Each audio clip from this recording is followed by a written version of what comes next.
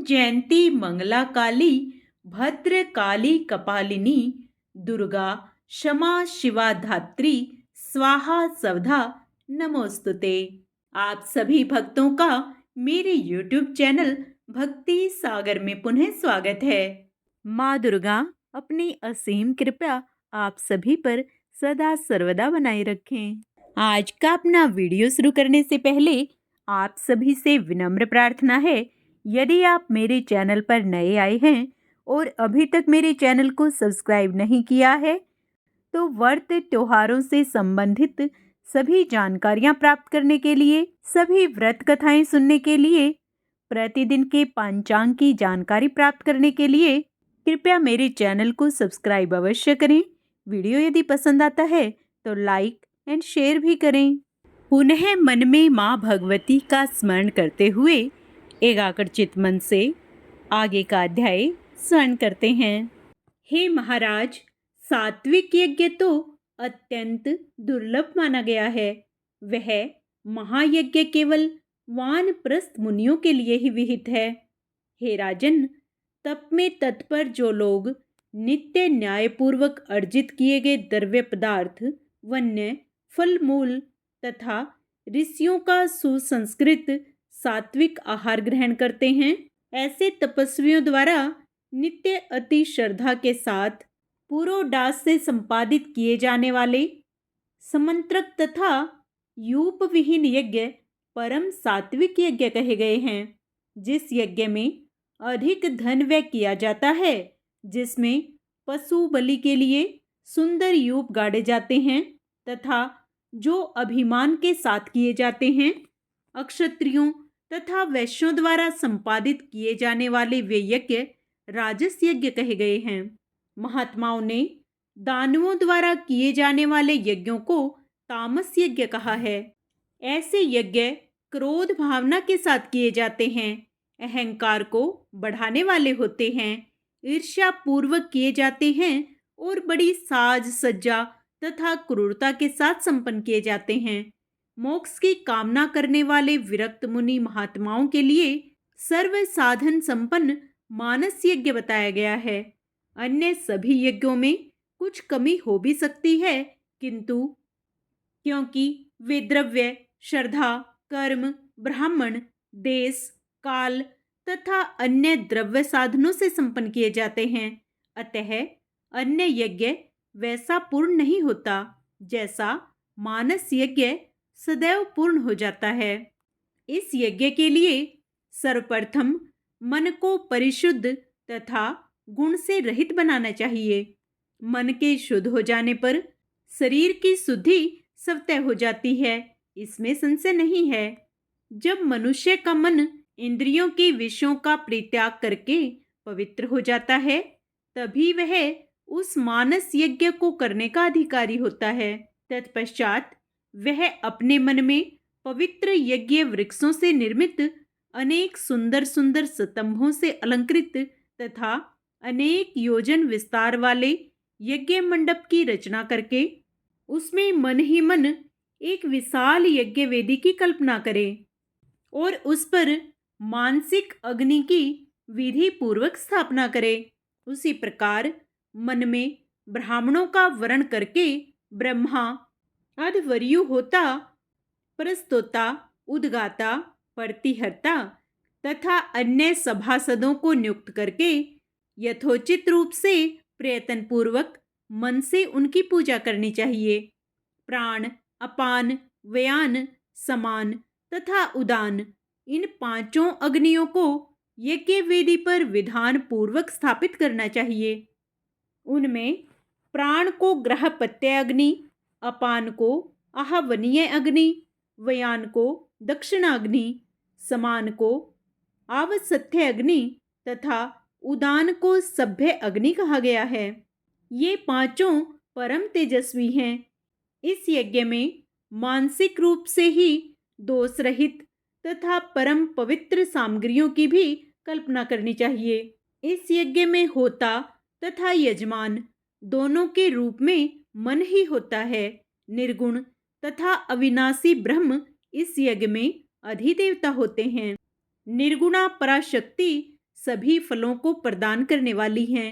उन वैराग्यदायिनी, कल्याणकारिणी ब्रह्म विद्या, समस्त जगत की आधार स्वरूपा तथा जगत को व्याप्त करके सर्वत्र विराजमान रहने वाली आदि शक्ति स्वरूपा भगवती को प्रसन्न करने के उद्देश्य से द्विज को मन कल्पित हवन सामग्रियों की आहुति अपने प्राण रूपी अग्नि में देनी चाहिए।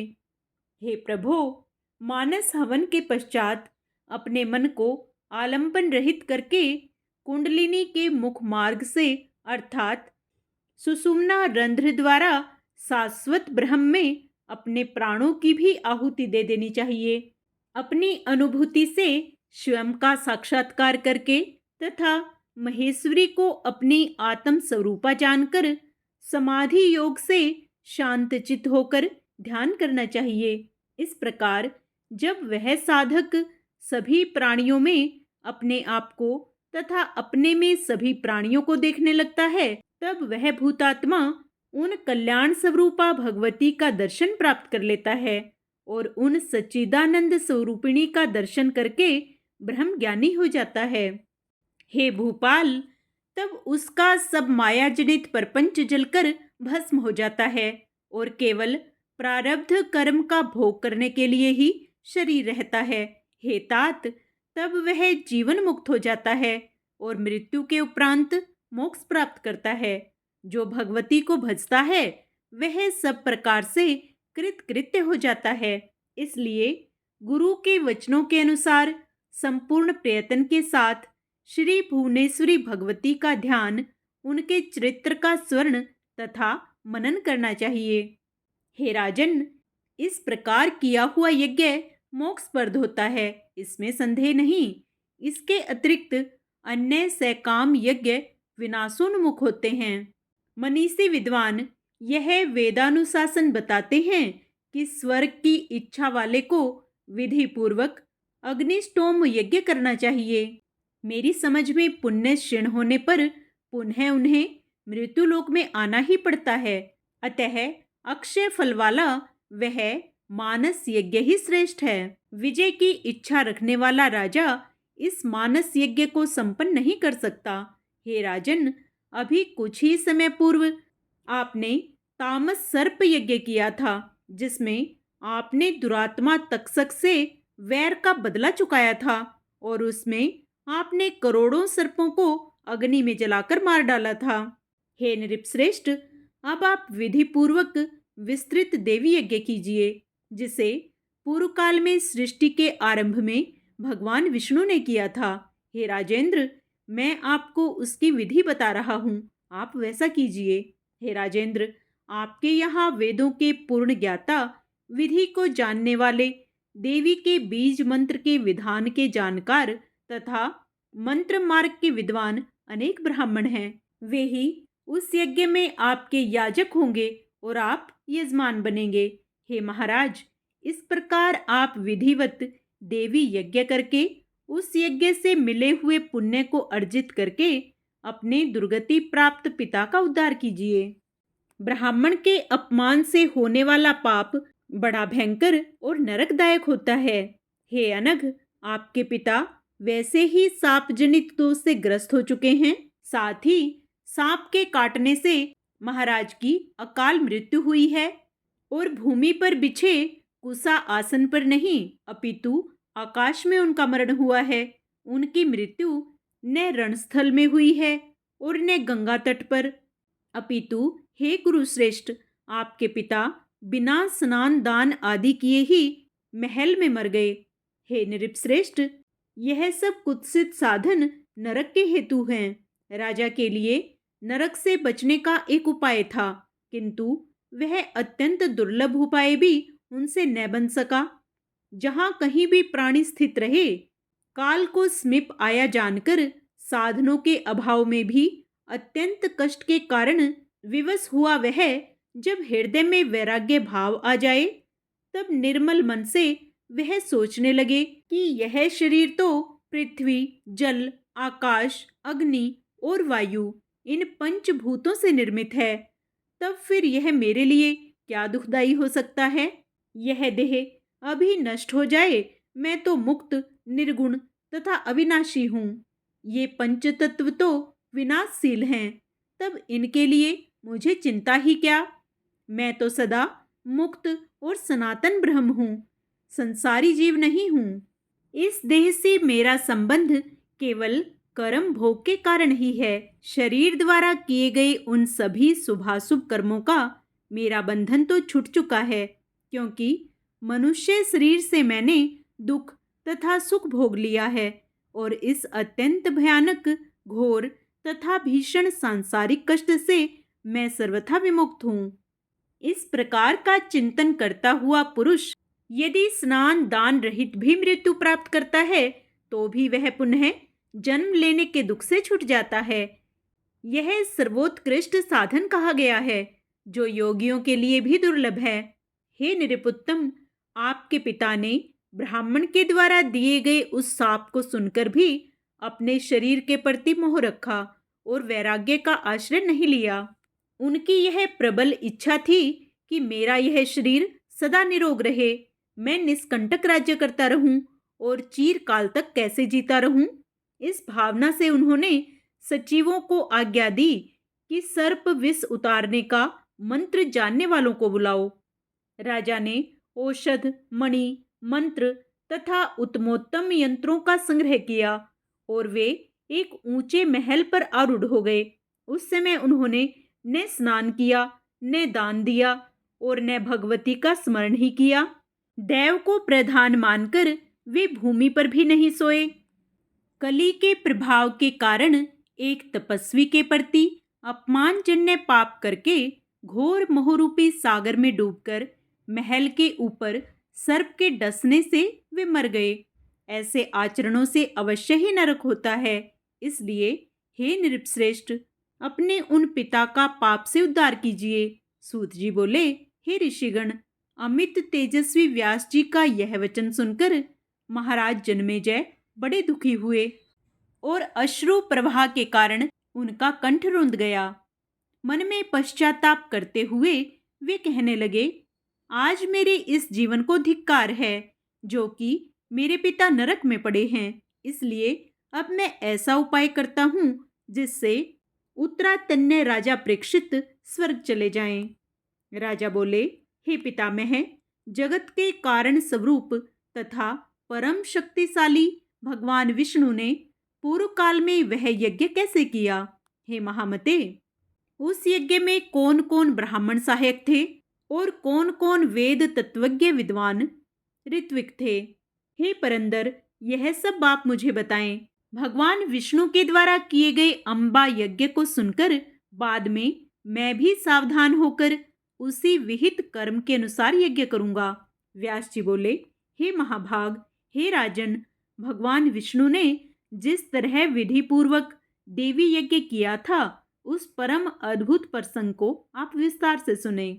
उस समय जब आदि शक्ति ने उन्हें विभिन्न शक्तियां प्रदान करके विदा कर दिया, तब श्रेष्ठ विमान पर स्थित वे तीनों ब्रह्मा, विष्णु और महेश पुनः पुरुष के रूप में हो गए।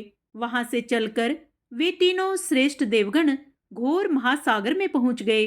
वहां उन्होंने पृथ्वी उत्पन्न करके उस पर रहने के लिए स्थान बनाया और वहीं रहने लगे। उसी समय देवी ने अचल आधार शक्ति को मुक्त किया, जिसके आश्रय से वह मेदयुक्त पृथ्वी टिक गई। मधु कैटभ के मेद का संयोग होने के कारण पृथ्वी को मेदिनी कहा गया है। धारण करने की शक्ति होने के कारण उसे धरा तथा विस्तृत होने के कारण उसे पृथ्वी कहा गया है। यह पृथ्वी महनीय होने के कारण मही कही जाती है तथा यह शेषनाग के मस्तक पर स्थित है। इसको यथास्थान स्थित रखने के लिए सभी विशाल पर्वत रचे गए। जिस प्रकार काठ में लोह कीलें जड़ दी जाती हैं, उसी प्रकार पृथ्वी को सुस्थिर रखने के लिए विशाल पर्वत बनाए गए। इसी कारण विद्वान लोग उन पर्वतों को महीरथ कहते हैं। परम अद्भुत सुमेरु पर्वत सोने का बना हुआ है। यह मणि में चोटियों से सुशोभित है तथा अनेक योजन विस्तार वाला है। उस समय सृष्टि का विकास इस प्रकार हुआ। सर्वप्रथम ब्रह्मा के विख्यात मानसिक पुत्र मरीचि, नारद, अत्रि, पुलस्त्य, पुलह, क्रतु, दक्ष और वशिष्ठ आदि हुए। तत्पश्चात मरीचि के पुत्र कश्यप हुए। दक्ष प्रजापति को 13 कन्याएं हुई। उन्हीं कन्याओं से अनेक देवता एवं दैत्य उत्पन्न हुए। उसके बाद काश्यपी सृष्टि संसार में फैल गई। उस सृष्टि में मनुष्य, पशु और सर्प आदि योनि भेदों से अनेक जीव उत्पन्न हुए। ब्रह्मा के दाहिने आधे शरीर से स्वयंभू मनु उत्पन्न हुए तथा बाएं भाग से स्त्री के रूप में शत्रुपा उत्पन्न हुई। उन्हीं शत्रुपा से प्रियव्रत और उत्तानपात नामक 2 पुत्र उत्पन्न हुए तथा 3 अत्यंत सुंदर और उत्तम गुणों वाली पुत्रियां उत्पन्न हुई। इस प्रकार सृष्टि रचना करके कमल से उत्पन्न भगवान ब्रह्मा जी ने सुमेरु पर्वत के शिखर पर एक सुंदर ब्रह्मलोक बनाया। भगवान विष्णु ने भी लक्ष्मी जी के विहार करने योग्य वैकुंठ लोक बनाया। वह अत्यंत रमणीय तथा उत्तम क्रीड़ा स्थान सभी लोकों के ऊपर विराजमान है। शिवजी ने भी कैलाश नामक एक उत्तम स्थान बना लिया, जिसमें वे भूत गणों को साथ लेकर इच्छानुसार विहार करने लगे। सुमेरु पर्वत के एक शिखर पर देवलोक स्वर्ग की रचना हुई। वह इंद्रलोक अनेक प्रकार के रत्नों से सुशोभित तथा इंद्र का निवास था। समुद्र मंथन से सर्वोत्तम वृक्ष परिजात 4 दांतों वाला ऐरावत हाथी, कामना पूर्ण करने वाली कामधेनु, उच्च सर्वा घोड़ा और रंभा आदि अनेक अप्सराएं निकली। इंद्र ने स्वर्ग को सुशोभित करने वाले इन सबको अपने पास रख लिया। धन्वंतरी वैद तथा चंद्रमा भी समुद्र से निकले। वे दोनों देव अनेक गुणों से युक्त होकर स्वर्ग में रहते हुए शोभा पाने लगे। हे नृपश्रेष्ठ, इस प्रकार 3 प्रकार की सृष्टि हुई। देवता, पशु पक्षी तथा मानव आदि अनेक भेदों से यह सृष्टि कल्पित है। अंडज, स्वेदज, उदिग्ज तथा जरायुज, इन 4 भेदों से अनेक जीवों की सृष्टि हुई। उन सभी जीवों के साथ कर्म का बंधन लगा हुआ है। इस प्रकार सृष्टि करके ब्रह्मा, विष्णु और महेश ये सब अपने अपने लोकों में इच्छा पूर्वक विहार करने लगे। इस प्रकार सृष्टि के विस्तृत हो जाने पर अच्युत भगवान विष्णु अपने लोक में लक्ष्मी के साथ विराजमान होकर आनंद करने लगे। एक समय की बात है, भगवान विष्णु वैकुंठ में विराजमान थे। उन्हें एकाएक अमृत सागर में विद्यमान तथा मणियों से सुशोभित उस द्वीप का स्मरण हो आया, जहां महामाया का दर्शन करके उन्होंने शुभ मंत्र प्राप्त किया था। तदंतर जिन भगवती के द्वारा वे पुरुष से स्त्री बना दिए गए थे, उन परम शक्ति का स्मरण करके लक्ष्मीकांत भगवान विष्णु ने अम्बा यज्ञ करने का मन में निश्चय कर लिया। इसके बाद अपने धाम से उतरकर उन्होंने शिव, ब्रह्मा, वरुण, इंद्र, कुबेर, अग्नि, यम, वशिष्ठ, कश्यप, दक्ष, वामदेव तथा बृहस्पति को आमंत्रित करके अत्यंत विस्तार के साथ यज्ञ संपन्न करने के लिए अत्यधिक मूल्य वाली सात्विक तथा मनोरम बहुत सी सामग्रियां एकत्रित की। उन्होंने शिल्पियों द्वारा विशाल यज्ञ मंडप बनवाया और 27 महान व्रती ऋत्विकों का वर्ण किया। तत्पश्चात अग्नि स्थापन के लिए बड़ी बड़ी वेदियां बनाई गई। ब्राह्मण गण बीज सहित देवी मंत्रों का जप करने लगे।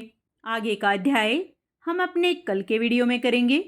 पूर्ण पुण्य लाभ प्राप्त करने के लिए माँ भगवती की आराधना से निरंतर जुड़े रहने के लिए आप उसे भी अवश्य स्मरण करें। जय माता दी।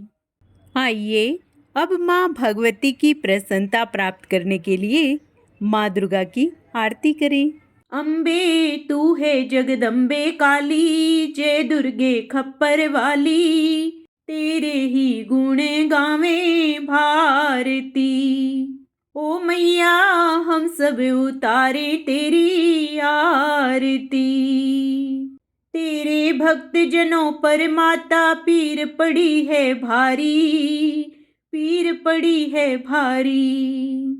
दानव दल पर टूट पड़ो माँ करके सिंह सवारी, माँ करके सिंह सवारी। सौ सिंहों से भी बलशाली है अष्टभुजाओं वाली, दुष्टों को तू ही ललकारती।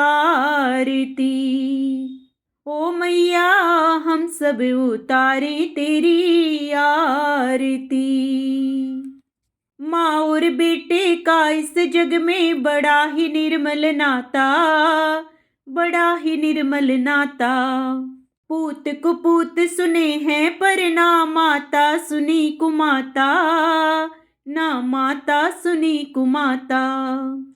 सब पे करुणा दर्शाने वाली, अमृत बरसाने वाली, दुखियों के दुखड़े निवारती।